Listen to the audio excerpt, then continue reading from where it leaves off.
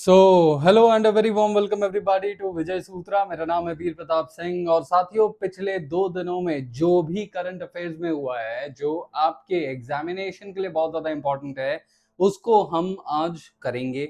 और वो सबसे बेहतरीन रूप में कब होता है? जब हम उसे एमसीक्यू फॉर्मेट में देखें, क्योंकि आप जो भी परीक्षा देने वाले हो उसके अंदर ऑब्जेक्टिव टाइप एमसीक्यू टाइप सवाल बनाए जाते हैं और उन्हीं चीजों से आपके दिमाग को फंक्शन करवाने के लिए अभी से ही, कि आपका दिमाग उस हिसाब से काम करे, आपका दिमाग उस हिसाब से सोचे, हमने क्या किया है, हम उसी हिसाब से इन चीजों को एमसीक्यू के फॉर्मेट में आपको करवाने का प्रयास करते हैं।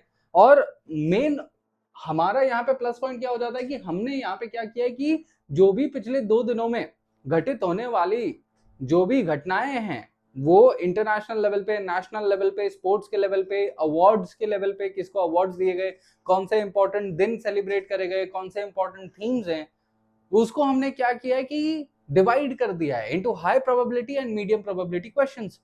कि भाई इतने सारे 50-100 न्यूज जो पिछले 2 दिनों में घटित हो रहे हैं, उसको अगर अपने देखें तो 30 से 35 ऐसे न्यूज होते हैं जो एग्जाम में पूछे जाने की उसकी संभावनाएं होती हैं।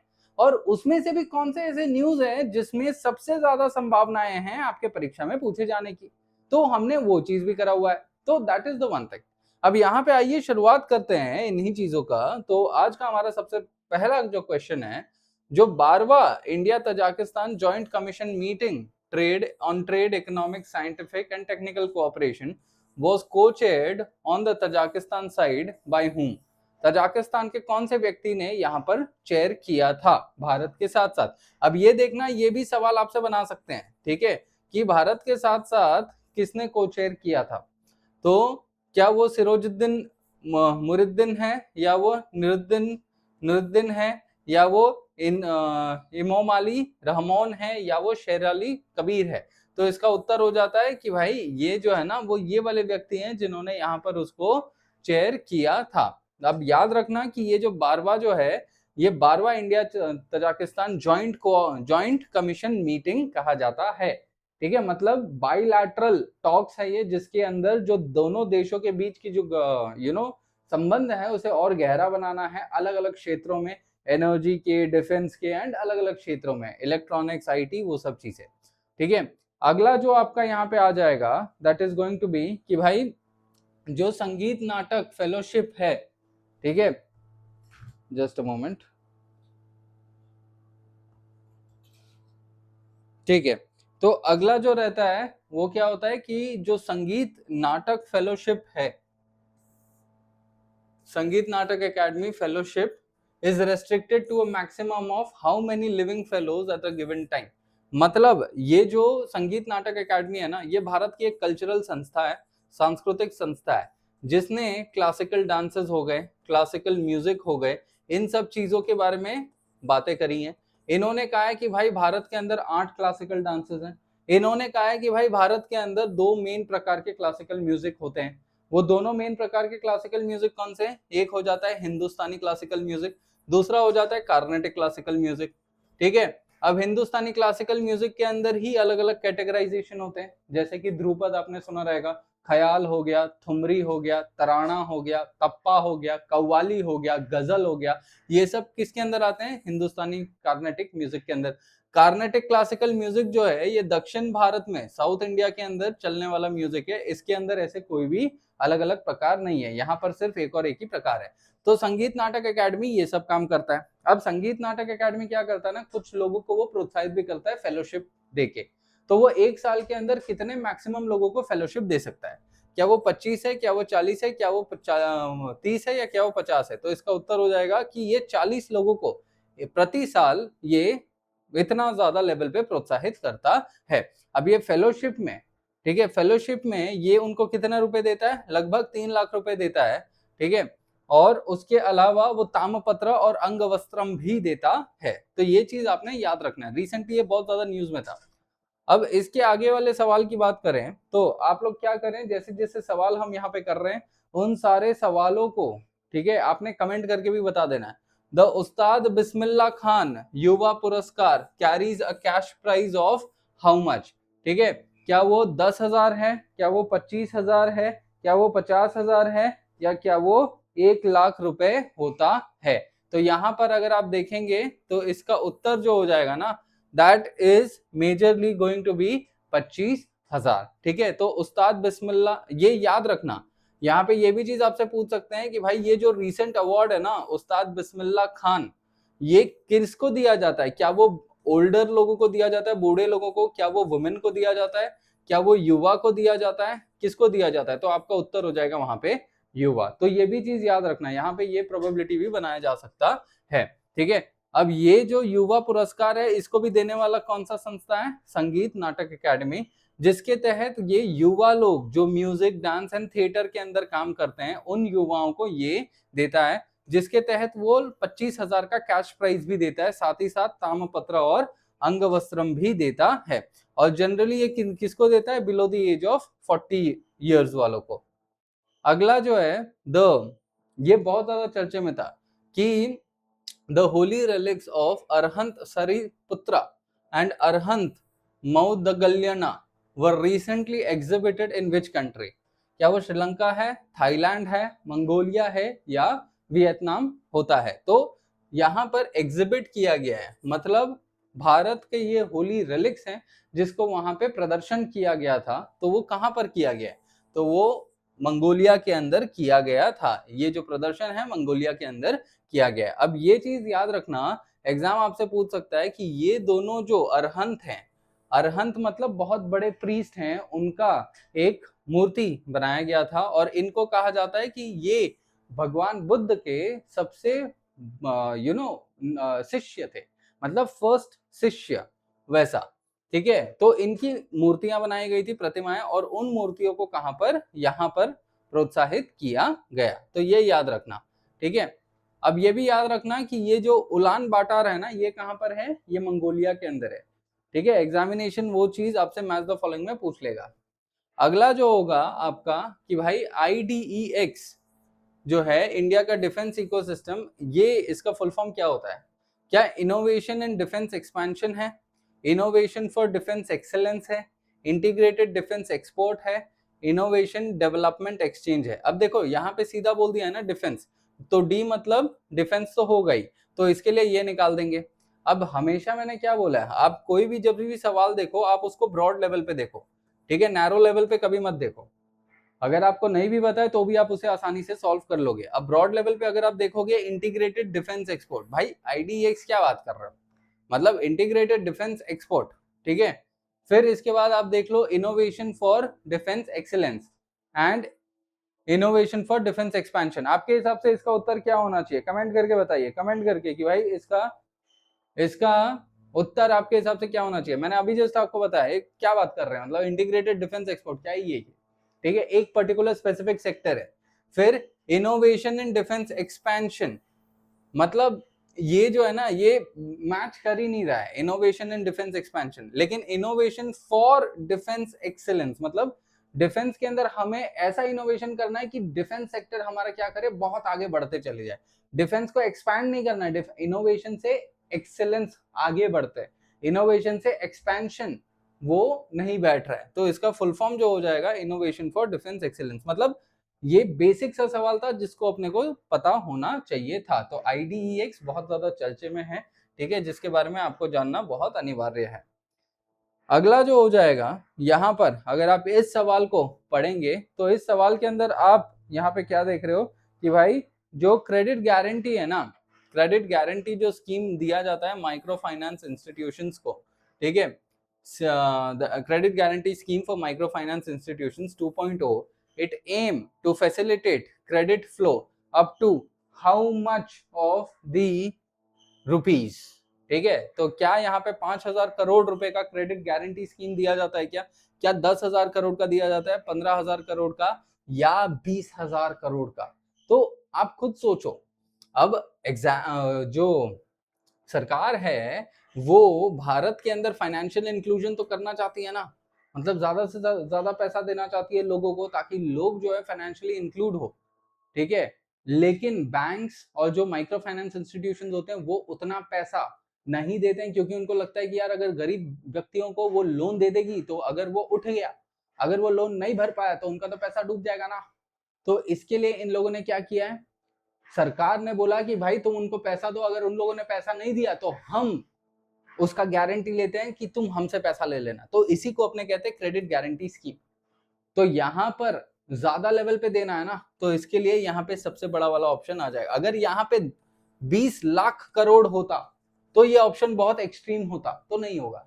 2 लाख करोड़ बहुत ज्यादा है नंबर, ठीक है, लेकिन 20,000 crore is a normal thing. So यहाँ पे आपका उत्तर जो हो जाएगा वो हो जाएगा 20,000 करोड़, ठीक है। इसको इस लेवल पे एक्सपैंड किया गया है। अगला जो है बहुत ही ज्यादा इंपॉर्टेंट ये वाला पॉइंट आता है आपका, ये वाला सवाल यहाँ पे, ठीक है, जिसकी बात यहाँ पे अपने कर रहे हैं। Alright, so what was the theme of the sapling dialogue 2026? Recently इसको कंडक्ट किया गया है अहमदाबाद के अंदर। नाम से ही जाइए, सैपलिंग, ठीक है। Building climate resilient agriculture in south Asia, ठीक है। Unlocking value advance food processing for employment generation and sustainable growth in south Asia, ठीक है। Digital trade and regional integration in south Asia and sustainable energy cooperation in south Asia. तो sapling जो dialogue हुआ ना recently Ahmedabad में, उसका main theme है क्या? Unlocking unlocking food processing for employment generation, ठीक है। अब इस सैपलिंग के बारे में अगर अपने बात करें तो इसका बेसिक उद्देश्य क्या है कि इसको जॉइंटली, ठीक है, दो मंत्रालयों ने, दो इंस्टीट्यूशंस ने इसे एक साथ आके कंडक्ट किया था। कौन से है वो? Ministry of food processing and industries, ठीक है, एंड दूसरा है वर्ल्ड बैंक ग्रुप। तो इन दोनों ने मिलके सैपलिंग डायलॉग को कोऑर्डिनेट करके शुरू किया। और ये सैपलिंग डायलॉग किस बारे में बात करता है? फूड प्रोसेसिंग इकोसिस्टम्स को और ज्यादा प्रोत्साहित करने में। अब फूड प्रोसेसिंग से जो भी चीजें संबंधित रहेंगी, मतलब एग्रीकल्चर हो गया, ठीक है, देन एम्प्लॉयमेंट जनरेशन हो गया, फार्मर प्रोड्यूसर ऑर्गेनाइजेशन हो गया, तो ये सब चीजों को क्या किया जाएगा? साइमल्टेनियसली प्रोत्साहित किया जाएगा। तो ये इसके ऑब्जेक्टिव्स रहेंगे, ठीक है, ताकि इकोनॉमिक ग्रोथ हो अक्रॉस दी साउथ एशिया। तो ये चीज याद रखना। सैपलिंग का फुल फॉर्म भी आपसे पूछ सकते हैं, तो ये याद रखना, south Asian policy leadership for improved nutrition and growth, ठीक है। अगला जो हो जाएगा यहाँ पर कि ये वाला सवाल भी अभी रिसेंटली बहुत ज्यादा न्यूज में था, ठीक है। तो कौन से ऐसे यूनियन मिनिस्टर हैं जिन्होंने इंडियन डेलीगेशन को 114th international labour conference Geneva में कंडक्ट किया? अब देखो आईएलओ जो है ना, आईएलओ जो है ये 1919 में इसकी शुरुआत कर दी गई थी जब वर्ल्ड वॉर 1 की समाप्ति हुई थी। और इसका मेन उद्देश्य ये था कि भाई जो लोग हैं ना, जो लोग हैं, जो एम्प्लॉयमेंट है वो कभी स्थगित नहीं होना चाहिए, क्योंकि वर्ल्ड वॉर 1 के बाद बहुत सारे लोग जो हैं अनएम्प्लॉयड हो गए थे। तो तभी से ही इसकी शुरुआत कर दी गई। और आईएलओ जो है आज के टाइम में इंटरनेशनल लेवल पे, बहुत अंतरराष्ट्रीय लेवल पे जो लेबर के कानून वगैरह होते हैं ना, उसके बारे में ये बात करता है। तो और इसका हेडक्वार्टर कहाँ है? आईएलओ का जेनेवा में इसका हेडक्वार्टर है। भारत के तरफ से किसने रिप्रेजेंट किया? मनसुख मांडविया ने क्या? नहीं। वाल ओराम ने नहीं। चिराग पासवान ने नहीं। तो इट वाज शोभा करांडले, ठीक है, इन्होंने भारत के डेलीगेशन को लीड किया था वहां पे, ठीक है।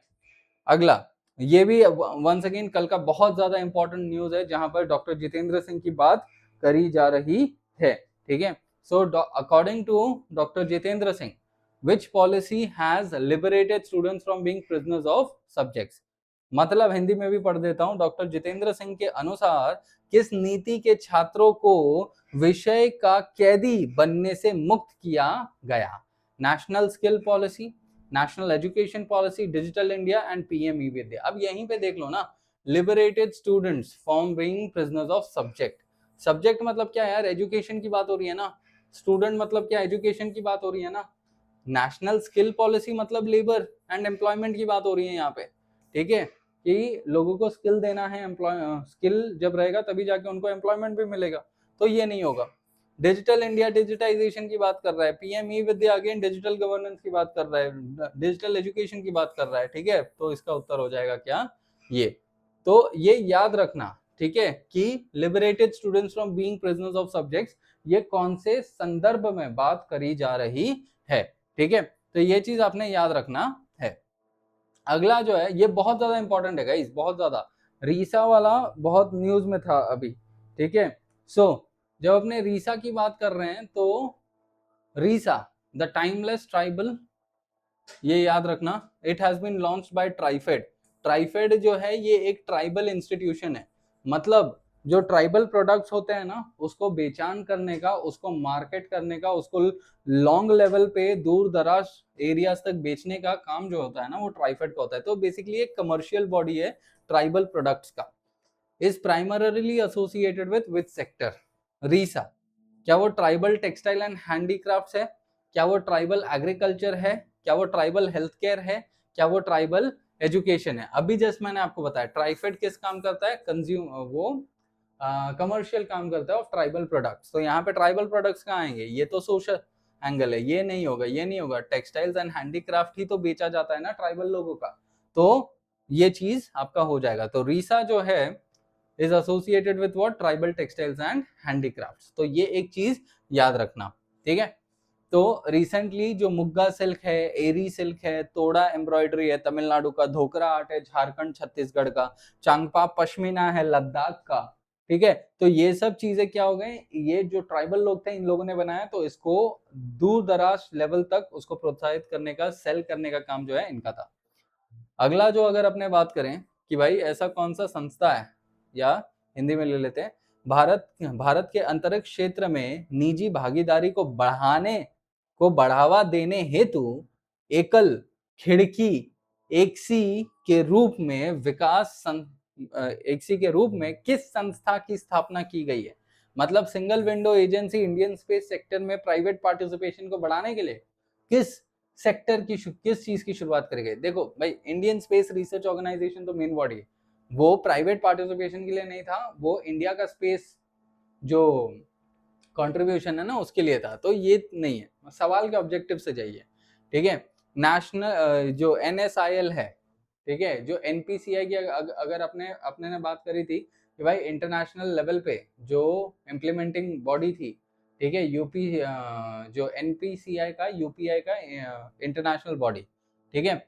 देन एंट्रिक्स कॉर्पोरेशन, ये एक स्पेस ऑर्गेनाइजेशन है, ये एक स्पेस कंपनी जैसा, मतलब जो स्पेस व्हीकल्स हैं वो ये बनाता है। लेकिन जो private sector participation in the space industry को बढ़ावा देने के लिए एक कमर्शियल आर्म बनाया गया है इसरो का, और वो कमर्शियल आर्म जो होता है that is going to be in space, ठीक है। तो इन स्पेस द्वारा ही एक सिंगल विंडो एजेंसी है जो प्राइवेट पार्टिसिपेशन को बढ़ाता है। तो ये चीज याद रखना, इन स्पेस को कब शुरुआत किया गया था, 2020 में, और इसका मेन ऑब्जेक्टिव क्या था कि प्राइवेट लोगों को यहाँ पर पार्टिसिपेट करवाना, ठीक है।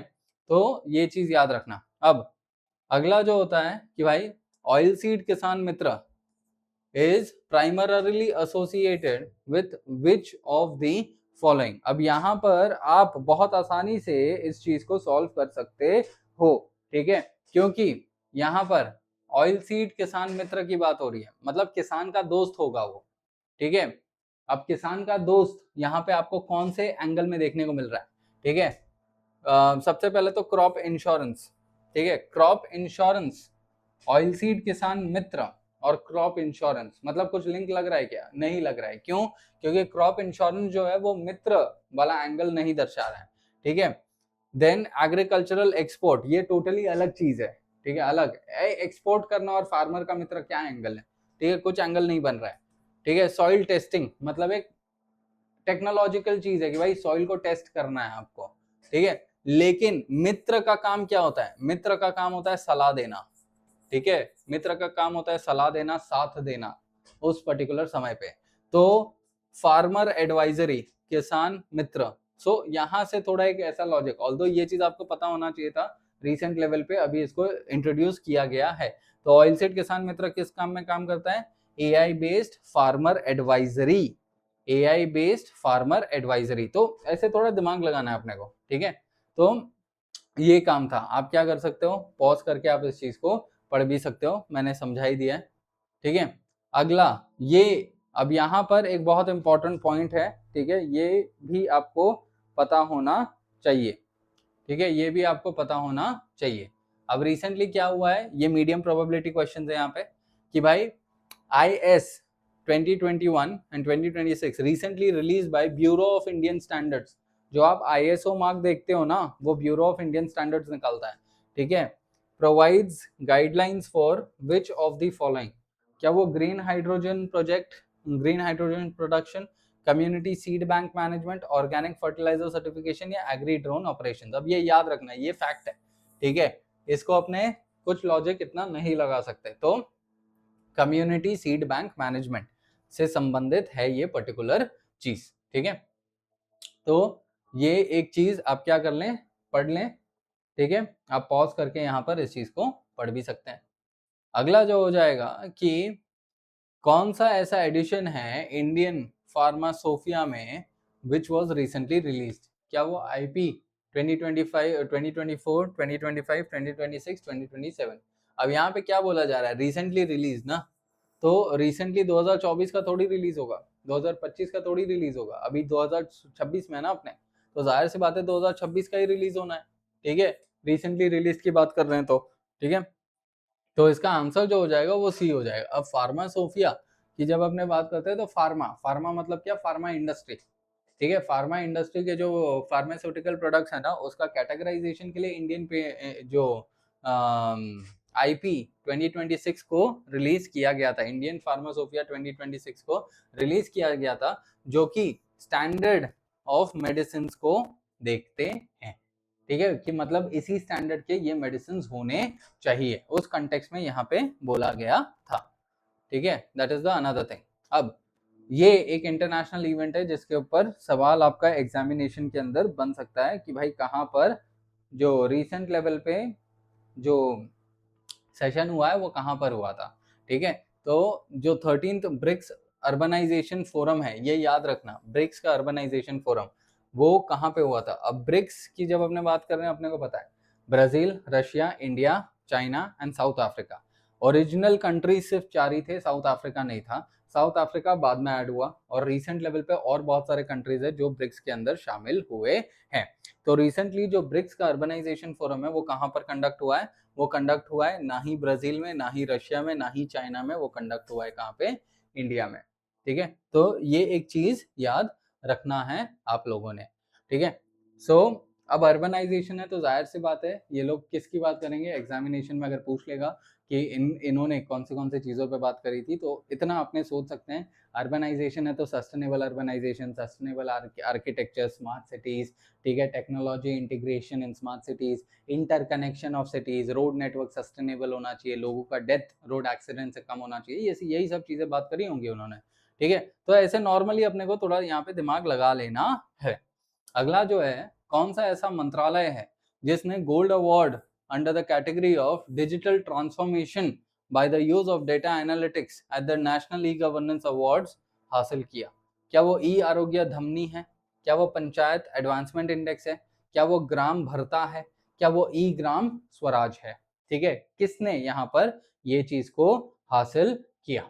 सो यहाँ पर आपका उत्तर हो जाएगा पंचायत एडवांसमेंट इंडेक्स। इसने रिसेंटली, क्योंकि आप अगर देखोगे पंचायत आज के टाइम में एक पर्टिकुलर इनिशिएटिव है जिसको शुरुआत किया गया था, दैट इज भारत नेट, ठीक है। भारत नेट मतलब क्या, जो भी भारत के अंदर जो रूरल एरियाज है ना, जो पंचायत हैं, उन सबको इंटरकनेक्ट करना है थ्रू ब्रॉडबैंड नेटवर्क एंड उनको डिजिटल गवर्नेंस के अंदर लेके आना है, ये चीज ऑब्जेक्टिव है। तो पंचायत एडवांसमेंट इंडेक्स के तहत देश भर के सारे पंचायत जो है ना उसके तहत काम करते हैं। तो डिजिटलाइजेशन बहुत ज्यादा बढ़ गया है, अलग अलग डिजिटल सर्विसेज की शुरुआत करी गई, ठीक है, जैसे कि ई क्रांति हो गया, उमंग हो गया, ठीक है, वो सब चीजें शुरुआत करी गई। अब ये याद रखना, पीआई किसके अंदर है, मिनिस्ट्री ऑफ पंचायती राज। जब भी अपने पंचायती राज की बात करते हैं तो पंचायती राज जो है 73rd अमेंडमेंट एक्ट के तहत भारत के अंदर लाया गया था, ठीक है, 73rd अमेंडमेंट एक्ट के तहत वो भारत के अंदर लाया गया था 1993 में, ठीक है। एंड ये जो है पंचायती राज जो है, it is going to be, जब भी आप, ठीक है, ये तो पॉलिटी पे अपने नहीं जाएंगे, ठीक है, तो पॉलिटी में आपको पता होना चाहिए कि भाई इसका शेड्यूल कौन सा है, कौन से आर्टिकल्स में होते हैं, ठीक है, कौन से पार्ट्स में है ये इंडियन कॉन्स्टिट्यूशन के, ठीक है, इसके अंदर कौन से अलग अलग सब्जेक्ट्स हैं, वो चीज आप एक बार देख लेना पॉलिटी में।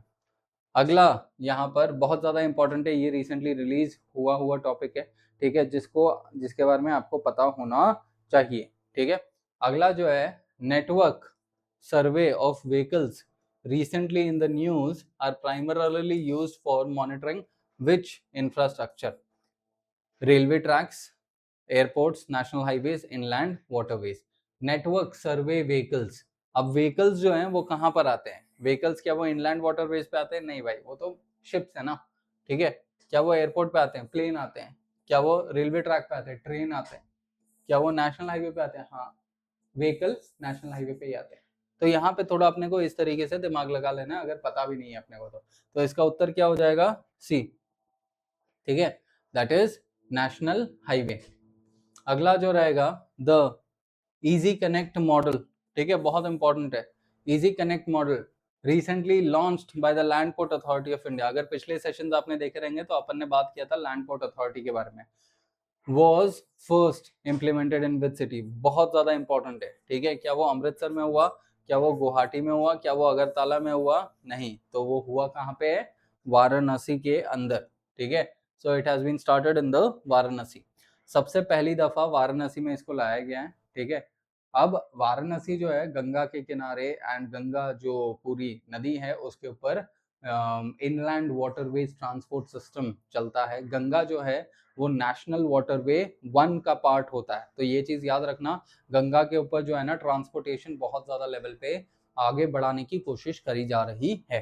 तो यहाँ पर इजी कनेक्ट मॉडल के तहत ऑब्जेक्टिव क्या है कि जो लॉजिस्टिक्स है और जो कार्गो मूवमेंट है उसको बहुत ज़्यादा इफेक्टिव करें, ठीक है, आसान करें। कैसे? ताकि वो डिजिटल लेवल पे उसे इंटीग्रेट करके मतलब ऑटोमेटिक मूवमेंट हो, पता चले कि कौन सा कार्गो रियल टाइम लेवल पे कहाँ पर है, ठीक है।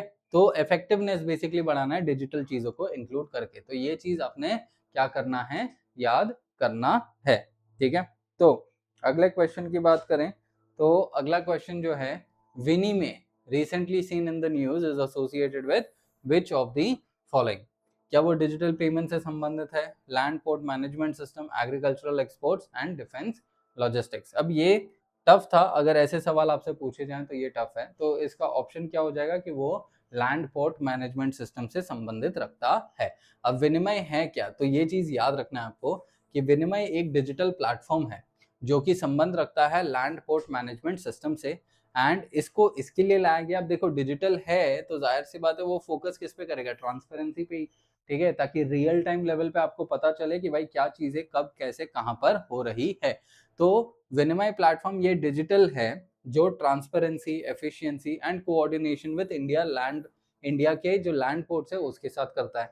अब ये जो प्लेटफॉर्म है इस पे गुड्स और पैसेंजर्स, ठीक है, दोनों के मूवमेंट एंड वो सब चीजों की जानकारी होती है, जिसमें पता चल सकता है कि क्या कैसे चीजें चल रही है। इंफ्रास्ट्रक्चर की बातें हैं वगैरह, वो सब चीजें जो है ना इसके अंदर आप आसानी से देख सकते हो। सो ये इसका एक इम्पॉर्टेंट पार्ट होता है, ठीक है। ये रिसेंटली न्यूज में चीजें थी, तो इसका तो आंसर आप बताएंगे, ठीक है। I will not be telling it कि कौन से ऐसे फिल्म मेकर थे जिन्होंने ये जो फिल्म मेकर है ये रिसेंटली पास अवे हो गए। तो ये जो है ये कौन से सिनेमा को बिलोंग करते हैं? क्या वो मलयालम सिनेमा है? क्या वो कन्नड़ा सिनेमा है? क्या वो तमिल सिनेमा है? या क्या वो तेलुगु सिनेमा है? ठीक है, so the answer here is Tamil cinema. Exam medium probability है, पूछने की संभावना है बहुत कम है एग्जाम में, लेकिन तो भी मैंने ले लिया क्योंकि प्रधानमंत्री मोदी ने इस पे बात करी थी, ठीक है। अब ये इंपॉर्टेंट है, ठीक है। इंडिया के स्पेस सेक्टर में ये एक वेंचर कैपिटल फंड बनाया गया, उसका साइज कितना है? क्या वो 500 करोड़ है? क्या वो 750 करोड़ है? क्या वो 1000 करोड़ है? क्या वो 1500 करोड़ है? कौन सा, कितना पैसा एलोकेट किया जा रहा है? वेंचर कैपिटल फंड, अगर आपको पता रहेगा इकोनॉमिक्स का ये टर्म है, ठीक है, ये अलग अलग इन्वेस्टर्स का टर्म होता है, ठीक है, याद रखना। यहाँ पे उत्तर जो हो जाएगा ये आपका सी हो जाएगा, दैट इज 1000 करोड़। लेकिन आपको बस बता दे रहा हूँ, ठीक है। इन्वेस्टमेंट के दो मेजर इन्वेस्टर्स होते हैं, एक होता है एंजल इन्वेस्टर, दूसरा होता है वेंचर कैपिटल इन्वेस्टर, ठीक है। एंजल इन्वेस्टर मतलब क्या? जो एक नए स्टार्टअप में या एक नए बिजनेस में एज अ हेल्प के लिए वो इन्वेस्टमेंट करता है।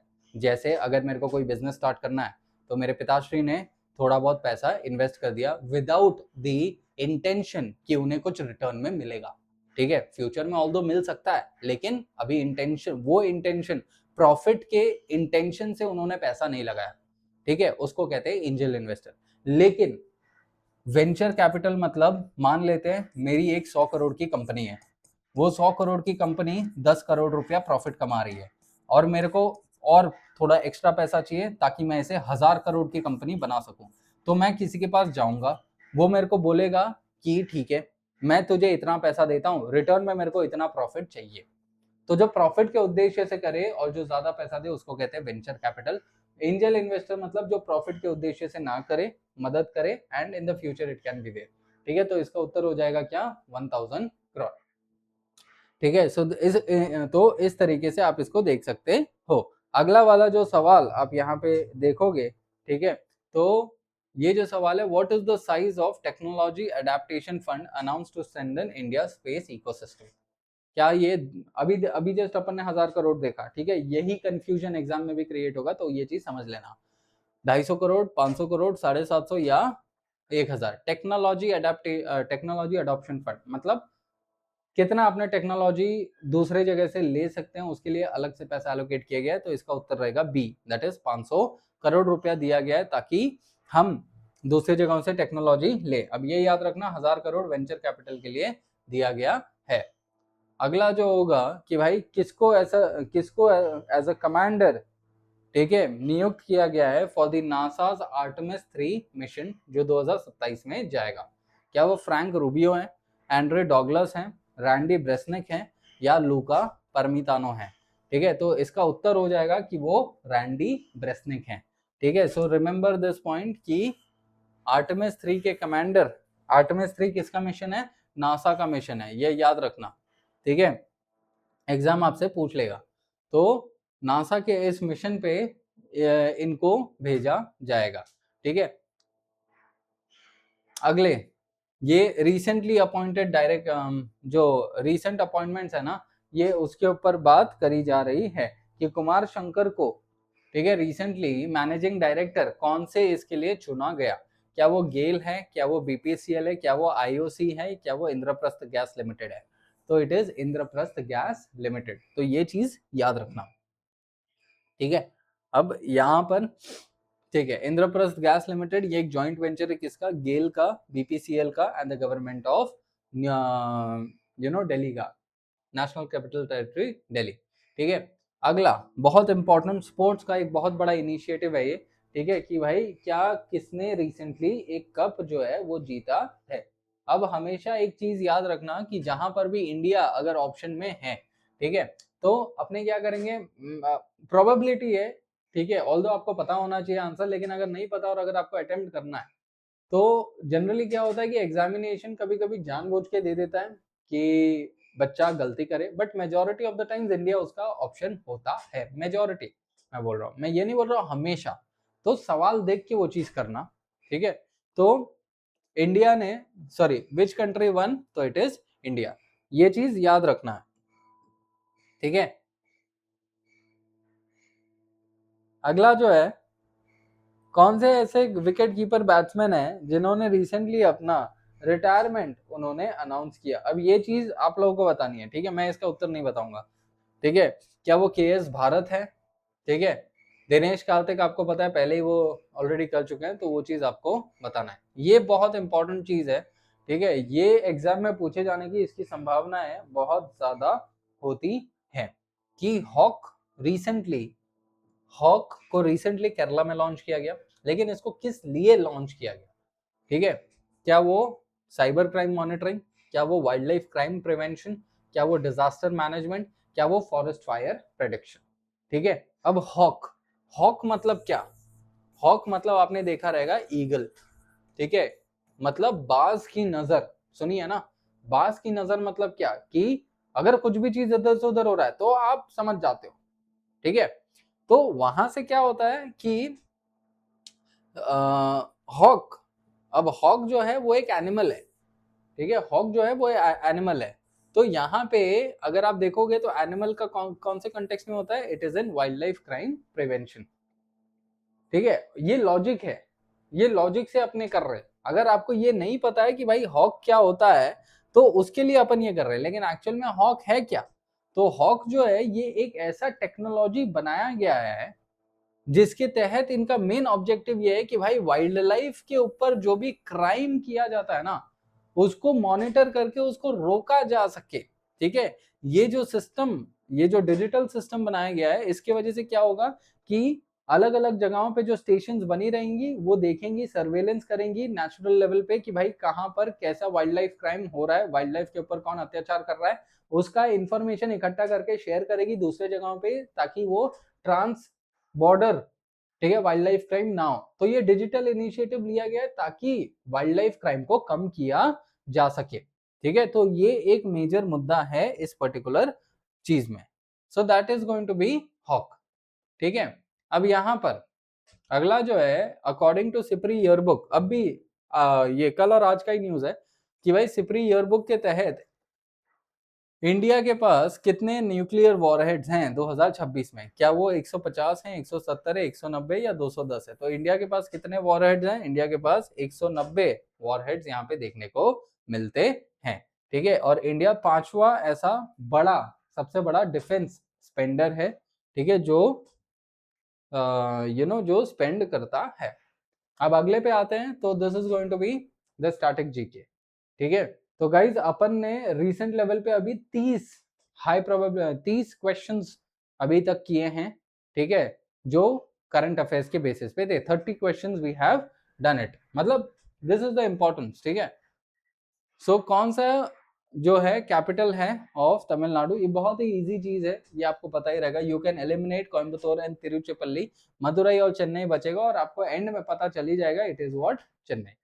ठीक है, क्योंकि चेन्नई नाम से ही आपको पता चल जाएगा। तो चेन्नई जो है इट इज ऑल्सो कॉल्ड, ये एक इंपॉर्टेंट पॉइंट है, it is called as the Detroit of India. Detroit जो है ये एरिया यूएसए के अंदर आता है, अमेरिका के अंदर आता है, और अमेरिका के अंदर ये जो डिट्रॉइट का एरिया है वहां पर सबसे, ये एक ऐसा एरिया जहां पर सबसे ज्यादा कार मैन्युफैक्चर होते हैं, व्हीकल मैन्युफैक्चर होते हैं। तो चेन्नई के अंदर भी वही चीज होता है, क्योंकि चेन्नई के इधर पोर्ट भी है ना, तो वहीं पे बनता है और वहीं के पोर्ट से वो एक्सपोर्ट भी हो जाता है। अगला जो होता है कि भाई कौन सा ऐसा हाईएस्ट पीक है तमिलनाडु का।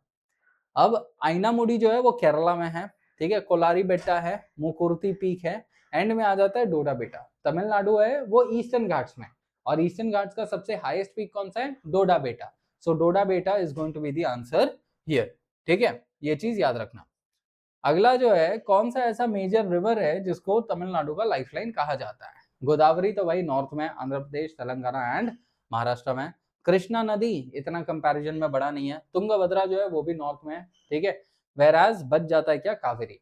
कावेरी को पुन्नी रिवर भी कहा जाता है, दैट इज गोल्डन रिवर भी कहा जाता है। ये दक्षिण भारत का एकमात्र ऐसा रिवर है जो पेरेनियल रिवर है, मतलब बारमासी इसके अंदर पानी चलते रहता है। तो ये चीज आपने क्या करना है, याद रखना है। ठीक है, so that is going to be known as Kaveri, इसका उत्तर रहेगा कावेरी। अगला जो रहेगा, कौन सा ऐसा क्लासिकल डांस है जो तमिलनाडु में ओरिजिनेट हुआ?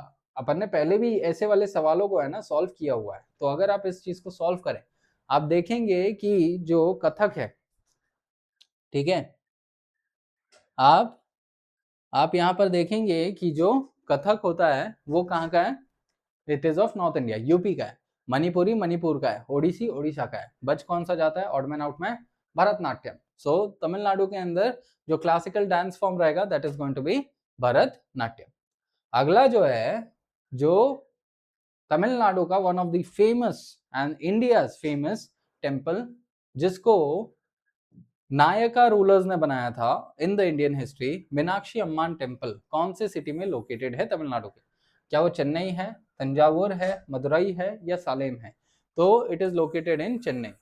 तंजावुर में जो मंदिर है उसको बोलते हैं अपने बृहदेश्वरा मंदिर। ठीक है, तंजावुर में जो मंदिर है उसको अपने कहते हैं बृहदेश्वरा टेम्पल। ठीक है, जिसको बनाया किसने था? राजा राजा चोला ने।